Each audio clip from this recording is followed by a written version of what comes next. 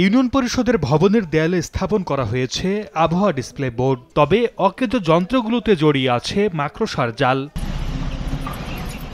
2018-19 অর্থবছরে ফরিদপুরের প্রতিটি ইউনিয়ন পরিষদে এমন বোর্ড স্থাপন করে কৃষি সম্প্রসারণ অধিদপ্তর ও আবহাওয়া অধিদপ্তর। সোলার প্যানেল ও অটোমেটিক রেইনগেজ মেশিন বসানো হয় ভবনের ছাদে, কিন্তু দীর্ঘদিন ধরে অকেজ যন্ত্রগুলো।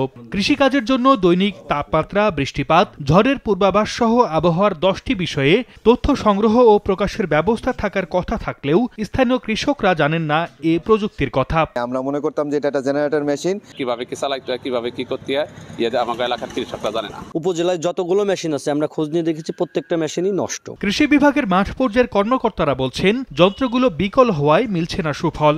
প্রায় 7-8 মাস আগে অফিস থেকে একটা রিপোর্ট আমাদের ঊর্ধ্বতন কর্তৃপক্ষকে জানানো হয়েছে যে এটা অচল। আমাদের এখানে যারা পরামর্শের জন্য আসে তাদেরকে আমরা পরামর্শ দিই যে ভাই অমুক তারিখ থেকে অমুক তারিখ পর্যন্ত বৃষ্টি আছে। শিগগিরই সব যন্ত্র মেরামত করে ব্যবহারের উপযোগী করার আশ্বাস কৃষি বিভাগের। কিছু কিছু ডিসপ্লে বোর্ড অবশ্য অকেজ অবস্থায় আছে, এটা প্রকল্পগুলোকে আমরা জানানো হয়েছে এবং আশা করি ইমিডিয়েট এগুলো সক্রিয় আওতায় আসবে। ফরিদপুরে কৃষি আবহাওয়া পূর্বাভাস ডিসপ্লে ও রেইনগেজ মেশিন স্থাপন করা হয়েছে 68টি ইউনিয়ন পরিষদে।